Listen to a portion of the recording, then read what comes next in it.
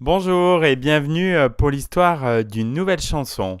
En septembre 1970, Michel Polnareff décide de faire taire les rumeurs infondées et perfides d'homosexualité qui circulent sur son compte en sortant un titre intitulé Je suis un homme, une véritable plaidoirie en chanson. Au début des années 70, si toute une jeunesse se reconnaît dans les excentricités de Michel Polnareff et dans ses chansons sulfureuses, d'autres plus enclins à l'immobilisme et aux traditions ont bien du mal à cautionner ce chanteur du troisième type. Cette provocation avec laquelle il joue à merveille ne leur plaît guère. Elle attise même leur intolérance au point de s'exprimer parfois violemment.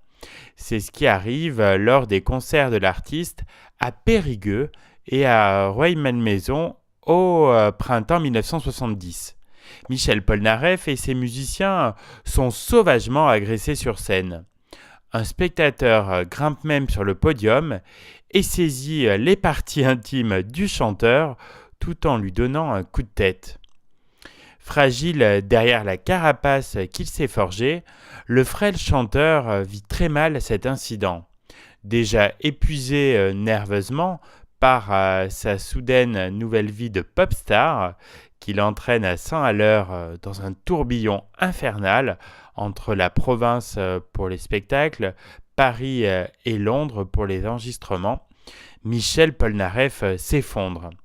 Il sombre alors dans une profonde dépression, trop de fatigue accumulée, trop de mensonges, trop de perfidie, trop de rumeurs infondées sur sa prétendue sexualité finissent par l'atteindre. Il craque et suspend sa tournée.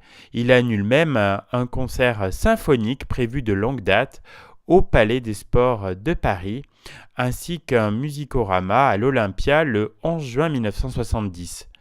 Michel doit être hospitalisé. Une cure de sommeil s'impose. Le 30 mai, il entre dans une clinique privée à Beaumont-sur-Oise où il restera jusqu'au 14 août 1970. Pour faire taire les rumeurs infondées qui circulent sur son compte, Michel décide de se défendre en chanson. N'est-ce pas d'ailleurs sa meilleure arme ?